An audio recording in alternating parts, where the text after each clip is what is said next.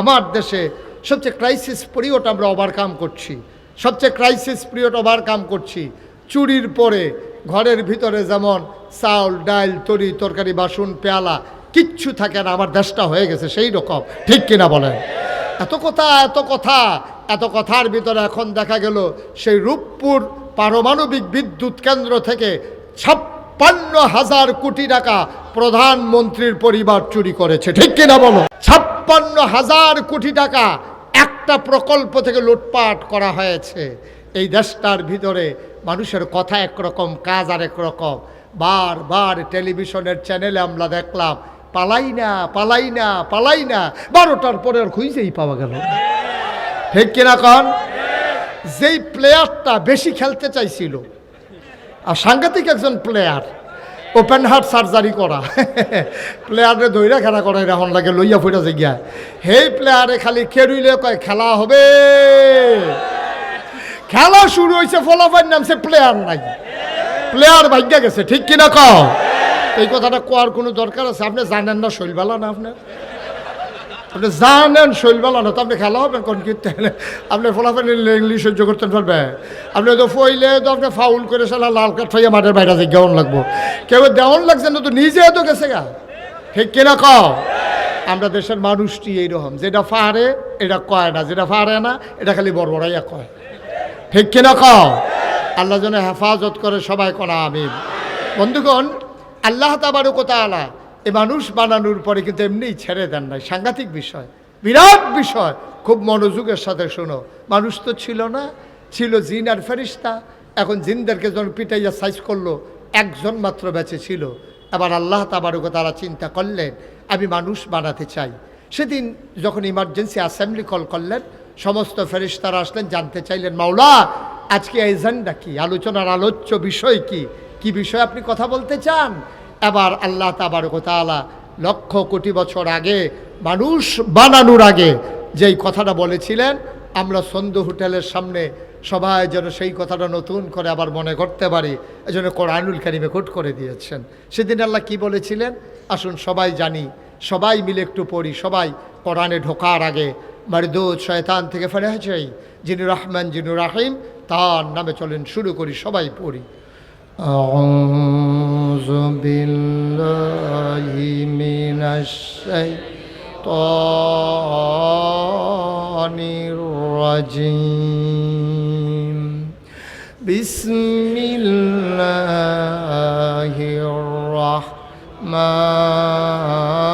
রাহমানির রাহিম।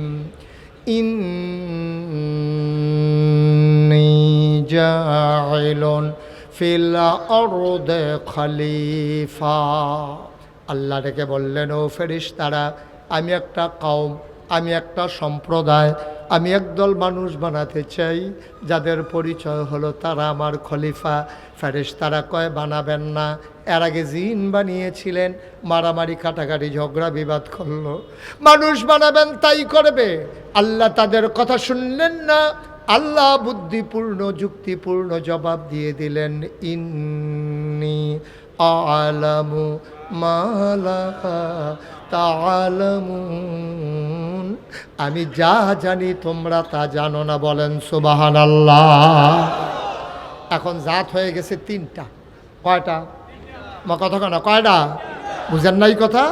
আগে ছিল জিন আর ফেরেশতা, এখন হইছে মানুষ। এখন কয় জাত হইছে? জুড়ে কইতে হইব না, কয় জাত? মঞ্চে যারা আছে তারা যে বইয়া রয়েছে এটাই তো বেশি, তারা হোতাফা না, তারা বয়াই থাকছে। আমি কিন্তু অনেক মাহফিলও মঞ্চর লুক বদলাইয়া বয়াইছি, যারা আওয়াজ ফাড়েবালা তারারে উঠাইছি, যারা আওয়াজ কম তারারে নামাই দিছি, বুঝ্য হইনা বইয়েন। কয়টাও? তোমার কি মঞ্চে থামানোর মত নাই? নাই, মত নাই? কয়টা?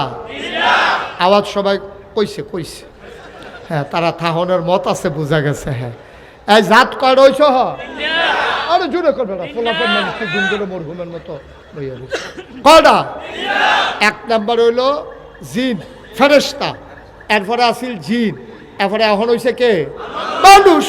জাত হয়ে গেল কয়টা?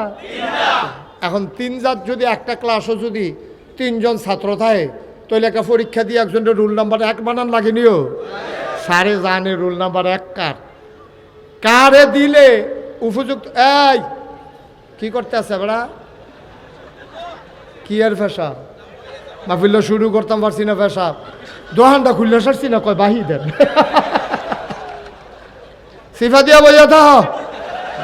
হ্যাঁ তো মনে করছো অন্য হুজুর।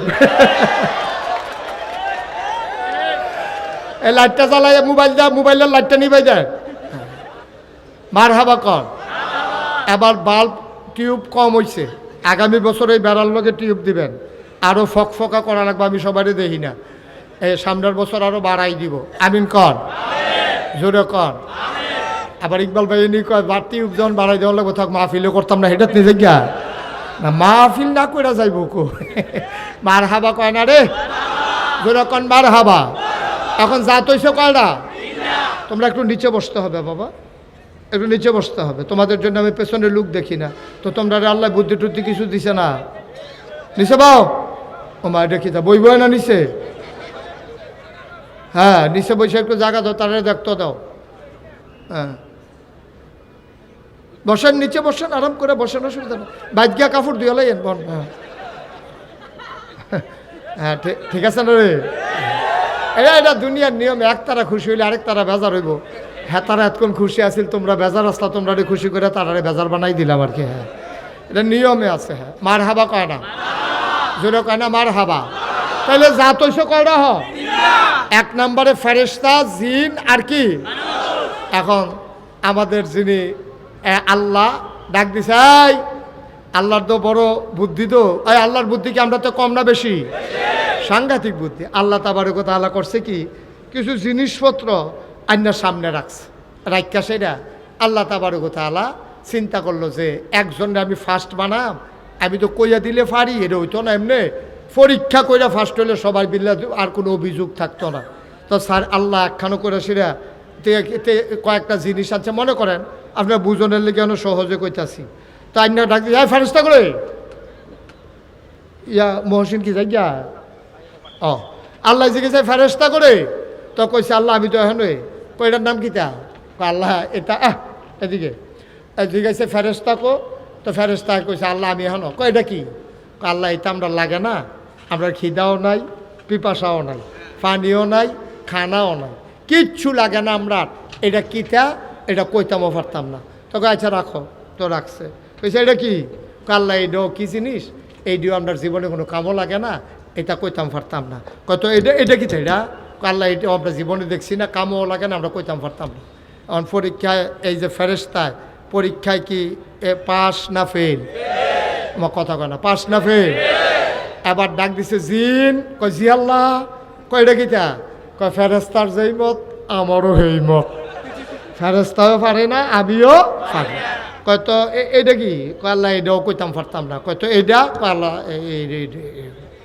আদম লাব্বাইক, আমরা রাব্বা বেড়াইতে রাব্বা রে, মার হাবা কয় না রে। আরে আব্বা তো আসিল বেড়া যাইতে, ফুটাইতে তো ওইসব বাঘের কোনো হিয়ালের চা, আব্বা তো আসিল বেড়া যাইতে, মার হাবা কয় না। আদম কয় লাব্বাইক, কয় আদম এদিকে আসো, কয় জি আল্লাহ। কয় এটার নাম কি, কালে এটার নাম পানির বোতল, এটা বিশেষ করে বাসো টাসো উঠলে কামো লাগে, ঘরও যেমন তেমন, এটা বোতলও করে পানি লইয়া গেলে আর পানি বিচারণ লাগে না, এটাতে খাওয়ান যায়। মার হাবা কর না কেন। তারপরে জিজ্ঞেস এটা কি, আল্লাহ এটা ওই অহন, আগে তো জাফতের ভিতরে গামছা বাঁধতো, তারপরে গিয়া এই বিয়ার ভিতরে গামছা দিয়া রাখতো হোটেল, অহন আর এটা নাই, টিস্যু। এখন খাইয়া আত্মুচা হালাই দিয়া বাজ্যে, এটা হইলো সেইটা। কয় এটা কিতা, আল্লাহ এটার নাম মাইক, এহেন দিয়া কয় আসতে, হেন দিয়া 12 জুড়ে, সোবাহান আল্লাহ কয় না।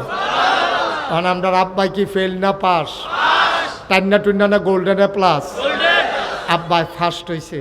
এখন এবার রুল নাম্বার 1 হয়েছে কার, তোমার কথা কয় না কার, আদম আলাইহিস সালাম। বাহের নাম কইতে ভাল লাগে, বলবা আব্বার। রুল নাম্বার 1 হয়েছে কার, আব্বাই ফার্স্ট হয়েছে। এখন আব্বারে আল্লাহ ডাক দেখো, আদম তুমি যে এই 2 জনরে হারাইয়া ফার্স্ট হয়ে গেলা, তোমার একটা সার্টিফিকেট দিতে চাই, একটা সনদ দিতে চাই, তোমার একটা পুরস্কার দিতে চাই। আদম কয় আল্লাহ পুরস্কারের আশায় আমি কোনো পরীক্ষা দেই নাই, আপনি খুশি নি, কারণ খুশি হইয়াই তো দিতাম চাই, কই খুশি হইয়া দিলে আমার আপত্তি নাই। আল্লাহ ডাক দেয়া কয় আদম রে, ওই যে আকাশ দেখো, জমিন দেখো, তরুলতা বৃক্ষরাজি গাছপালা সমস্ত মখলুকাত কোটি কোটি মখলুকাত সবার মাঝে আজকে আদম আমি ঘোষণা দিয়ে দিলাম তুমি আদম হইলা আশরাফুল মখলুকাত। তুমি হইলা সৃষ্টির সারা, আজকে তুমি ফার্স্ট হইছ, তুমি হইলা ফার্স্ট।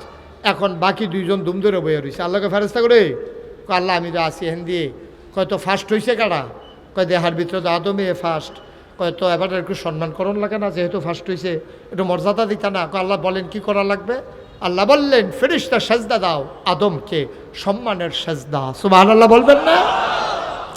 ফেরেশতা সেজদায় পড়ে গেল।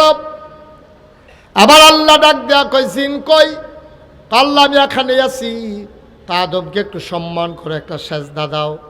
আবার জিন বলতেছে না সেজদা দেওয়া যাবে না। তোমা বলে কি, আমি বলতেছি সেজদা দাও, আমি আল্লাহ তোমারে বলতেছি, তুমি আমার সাথে বলো যে দেওয়া যাবে না, কারণ কি? কয় আমার কাছে যুক্তি আছে। আল্লাহ কয় যুক্তিওয়ালা হইছ, এত বড় যুক্তি তোমার, আমি আল্লাহর লগে তর্ক করো, বলো তোমার যুক্তি কি? কয় আমারে বানাইছো কি দিয়া? কয় তোমারে বানাইছি আগুন দিয়া। কয় আগুন ধরাই দিলে কি নিচে থাকে না উপরে উঠে যায়? কয় উপরের দিকে জেব্বা উঠে যায়। কয় মাটির ঢিলাটা হাতে নিয়ে যদি ঢিল মারি মাটির ঢিলাটা আবার নিচে পড়ে যায়। ও মাওলা ও রব্বে করিম খালাক্তাহু মিনাত তিন খালাক্তানি মিনান নার, আমারে বানাইছো আগুন দিয়া, আদমরে বানাইছো মাটি দিয়া। আগুনের জিন মাটিরে কেমনে সেজদা দেই? আগুন তো থাকে ঊর্ধ্বমুখী, মাটি থাকে নিম্নমুখী, হিসাবে আদমে না আমারে সেজদা দিব। আল্লাহ ডাক দেয়া কয় কত বড় বেয়াদব, বের হয়ে যাও। সুবহানাল্লাহ বলবেন না? বেয়াদব বের হয়ে যাও। কত বড় কলিজা, আমার সাথে কয়, তর্ক দেয়, যুক্তি দেয়। যুক্তির নাম ইসলাম না, মনে রাখবা। আল্লাহর ফায়সালা মাথা পেতে নিতে পারা, এটার নাম হলো ইসলাম। ঠিক কিনা কয়? আরো সহজ করে বলি, ওলামায়ে কেরাম আছেন, আপনারা বুঝবেন। মাসে আলাল খুফাইন একটা মাসালা আছে, অর্থাৎ মৌজার উপরে মাসেহ করা। আপনি যদি চামড়ার মৌজা পরেন, শীতকালে অজু করার সময় এই জুতা মৌজার খোলা লাগবে না। আপনি মৌজার ভিতরে মাসেহ করলে আঙ্গুল ভিজাইয়া মশা দিলে আপনার আর এই মৌজা খুললে ফাও ভিজান লাগতো না। এখন আপনারা বলবেন, যারা আলেম ওলামা আপনারা কেউ বললেন না, যারা মাসালাটা জানেন তারা কেউ বললেন না, আপনারা বলেন তাইলে মাছে যে করা উপরে দিয়ে যে একটু মশা দেওয়ান, এই যে মৌজাটার মধ্যে একটা মশা দিতে কইছে, এটা আর ফাও বিজান লাগতো না। এখন আপনার আর বিবেকে কি কয়, এই মশাটা কি মৌজাটার উফরে দিয়া দেওয়ান না তলে দিয়া? হয়তো আপনি মাসালা জানেন, আপনি না কইছে চুপ করে থাকতে।